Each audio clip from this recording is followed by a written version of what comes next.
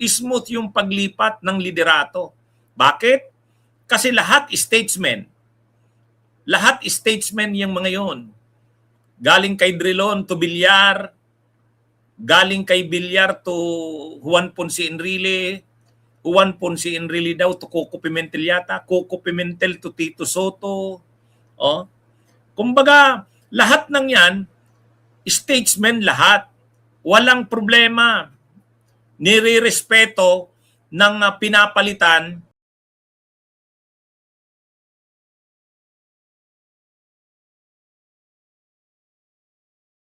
May panibago na namang banat.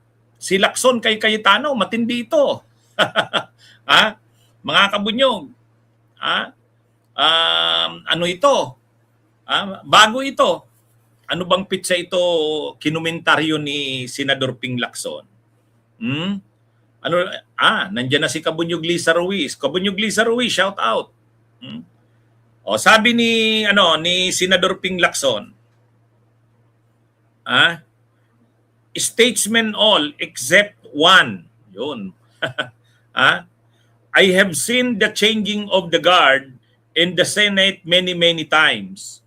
Frank Drilon to Manny Villar in 2006, Manny Villar to Juan Ponce Enrile in 2008, Coco Pimentel to Tito Soto in 2018, Chis Escudero to Tito in September 2025, Tito to Alan Cayetano in May 2026, finally to Sherwin Gatchalian on June 17, 2026. Save for the last one, everyone else relinquished their posts with exemplary statesmanship and professionalism. Yan mga kabunyog. Inisa-isa ni Senador Ping Lacson yung mga pagpapalit ng liderato ng Senado kung saan natunghayan niya kasi member siya ng Senate ng mga panahon na yan. Inisa-isa niya ni Senador Ping Lacson, mga kabunyog. Pagpapalit ng mga Senate presidents. Kay Manny Villar, galing kay Frank Drilon to Manny Villar 2006. Tapos galing kay Manny Villar ko Juan Ponce Enrile 2008. Kay Coco Pimentel daw to Tito Soto 2018. Si Chis Escudero papunta kay Tito Soto September 2025. Tito Soto to Alan Cayetano May 2020. Ang pinakaano diyan, yung May 11, 2026, pinalitan ni Alan Peter Cayetano si Tito Soto. Biglang lumitaw si Bato. Anong nangyari? Kumontra ba sila Soto? Hindi. Hindi na lang umimik sila Soto sa sila Lacson. Tinanggap na nila, nawala na silang hindi na sila yung mayorya. Hi, Kabunyog Journey Basco, shout out po. Kumusta kayo dyan sa Pasig? Batang Iris, kumusta? Alvin Reyes, Lisa Ruiz. Kaya, kumbaga, ang sinasabi ni Senador Ping Lacson, lahat ng mga binanggit niya, natunghayan niya yan. Yung pagpapalit ng liderato ng Senado. At walang problema yon. Smooth ang transition. Smooth yung paglipat ng liderato. Bakit? Kasi lahat statesmen. Lahat statesmen yung mga yon. Galing kay Drilon to Villar, galing kay Villar to Juan Ponce Enrile, Juan Ponce Enrile daw to Coco Pimentel yata, Coco Pimentel to Tito Soto. Kumbaga, lahat ng yan, statesmen lahat. Walang problema. Nire-respeto ng pinapalitan yung kumbaga yung pinapalitan, tanggap niya. Wala na siyang suporta ng mayorya . So walang gulo. Sabi ni Senador Ping Lacson, ito lang huli ang magulo. Wala, hindi na itong huli na pagpapalit, itong galing kay Cayetano to Gatchalian, ito yung walang statesmanship. Kaya yan ang patutsada ni Senador Ping Lacson kay Cayetano. Totoo naman Totoo naman mga kabunyog.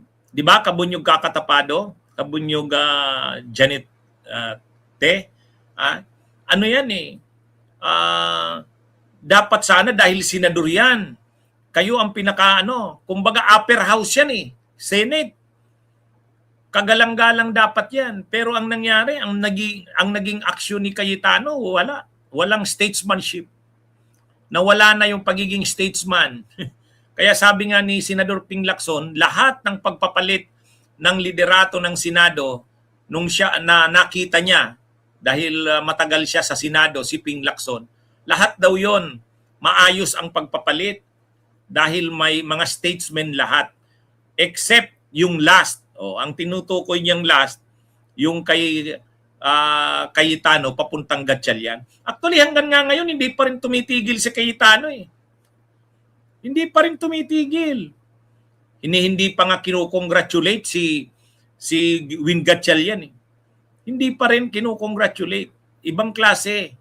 Kaya nga sabi 'di ba ni Rapi Tulfo, hindi na yan normal na tao kasi ang normal na tao hindi magagawa yan. Oh, 'di ba mga kabunyog, mga kababayan, tama yung observation ni Senador Ping Lacson na ang dami ng naging pagpapalit ng liderato ng Senado, lahat maayos kasi statesmen lahat. Itong huli lang ang hindi. Kaya mga kabunyog, grabe. At hanggang ngayon hindi pa rin tumitigil si Cayetano. Wala pa ring pagtangga, hindi pa nga kinukongratulate si Win Gatchalian. At sige pa rin ang bira. Sige pa rin ang bira, sa totoo lang. Kaya matindi itong si Cayetano. Abogado yan. Abogado, pero kahit yung mayroon kaming mga abogado na code of ethics eh. Mayroon kaming code of professional responsibility. Kaya nga may subject kaming legal ethics eh. Ngayon, yung ginagawa ni Cayetano, hindi na yan ang ethical standards ng isang lawyer. Lalong hindi na yan ang ethical standards ng ng isang senador. Matindi, mga kabunyog, mga kababayan. Tama si Tulfo, hindi na nga tao yan eh. Okay, mga kabunyog, mga kababayan, magandang gabi sa inyong lahat. Bunyog, halikan na kasama ka. Bunyog, kapag buklod ay may pag-asa. Luzon, Visayas, Mindanao, isa ang pananaw. Sa bagong Pilipinas ang bunyog isisigaw. Bunyog, bunyog.